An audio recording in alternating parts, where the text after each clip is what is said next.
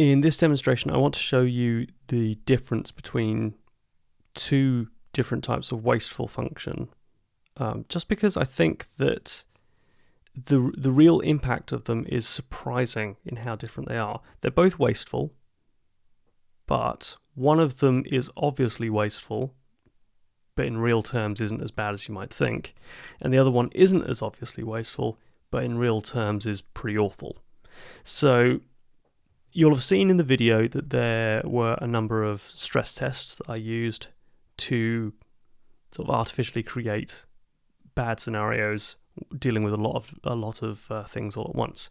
So for example, this script, all it does is it creates a list of 20,000 numbers, assigns them all randomly in start, and then in update, so every frame, if it's running, if I've checked this so I can turn it on and off, it will go through each number using a for each loop, and it will check it, and if it's above 50, it will just count up the number that are above 50.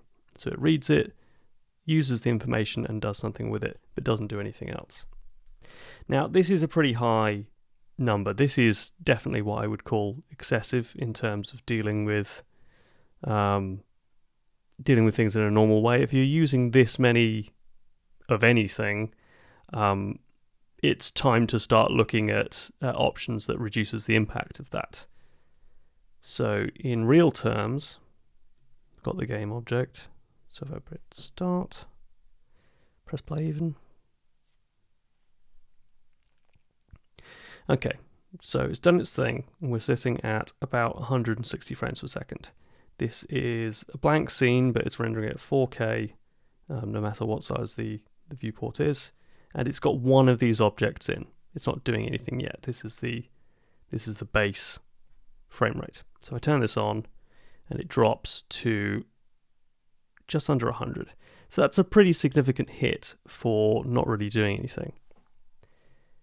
But it hasn't completely tanked the performance. If you had VSync on, you wouldn't even notice because it would still be running at 60 frames per second. Still not good. But say if I had two of these objects. Now we're down to 94, 95, a third object. We're down to 78, 63. And now we're under 60 frames per second, we'd start to notice an actual impact. But that took 5 objects all doing that all at once to do that. And if I turn them off again, it should return the frame rate to normal, which it does, 160. Okay, so that's pretty bad. I certainly wouldn't recommend doing it. But it's not as bad as this. So instead of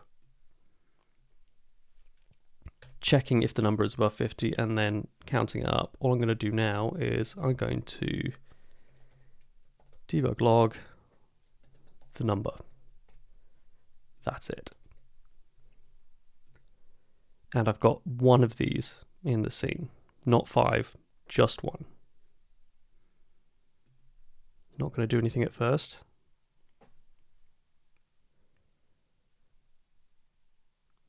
Okay, so we're back to the base frame rate of about 160, and now I'm going to turn it on. And we're down to a frame per second. This is the impact of debug log, mostly because it writes to the disk, which is a very slow operation. So what does that mean? So it's unlikely that you're going to be using lists and arrays of 20,000 objects or numbers or anything.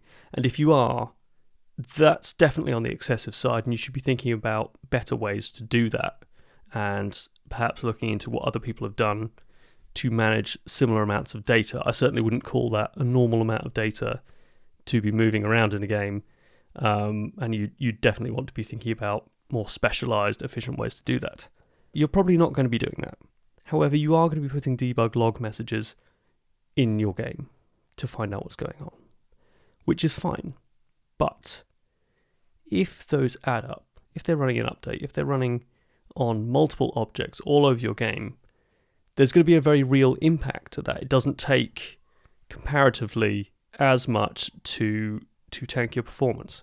So it's good to get ahead of that in advance and to use the custom debug log method that I showed in the video, and that will be provided below this one in a code example, where it only compiles the debug function and any calls to it if it's the actual finished game and not just running in the editor.